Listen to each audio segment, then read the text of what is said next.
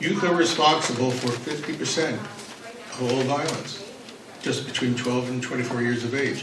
It says that you do something every day to make a difference, that you don't just be a bystander, that you actually take action, and it has a name to it, which is really great because it teaches youth how to take that action, how to, not be a snitch or not be a rat or, but still hold people accountable for the behavior, what you will have and what you won't have. Accountability is a big part about figuring out how to deal with this problem. What we're doing today is, I think, a bigger part because we have got to do what Darlene does on at least half of her job is prevention. I'm looking at the problem after there's been violence.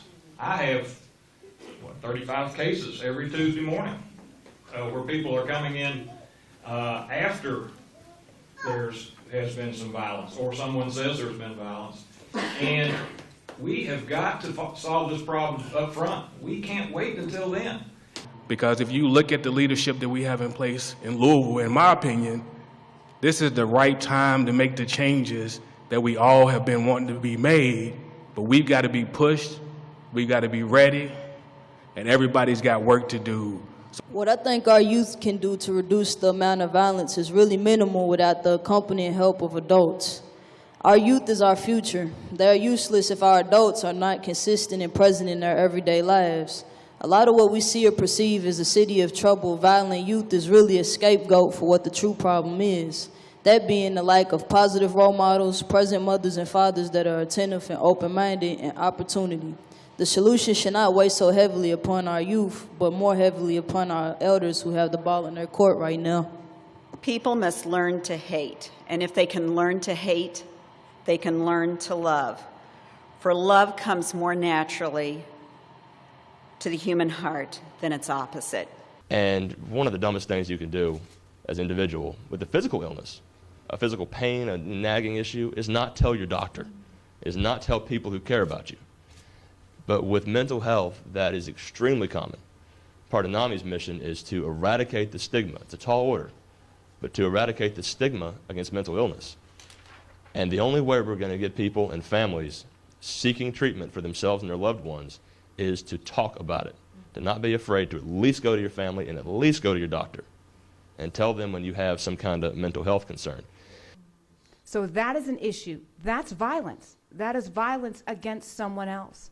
So those are things that WLKY, we want to be foot soldiers in and bring to the forefront, but not just bring to the forefront, cause communication that's happening right now, what we're doing right now, so that there can be solutions found. So we started the organization SPAVA, which stands for Society for Prevention of Violence Among Adolescents. And the organization basically puts mentors in schools and community centers. The mentors go through a training program, and they instill in youth peaceful resolution of their problems. On behalf of the Commonwealth, I send greetings to this interactive forum for youth and adults, and thank you for your collective efforts to help prevent violence and increase safety in our neighborhoods. In Groundhog's Day, Bill Murray finally was able to break the cycle. And that is the challenge for the people in this room and the vested stakeholders who are trying to address teen violence, is to break the cycle. Your living is determined not so much by what life brings to you as by the attitude you bring to life. Not so much by what happens to you as by the way your mind look at what happens to you. Circumstances and situations do color life, but you have been given the mind to choose what that color shall be.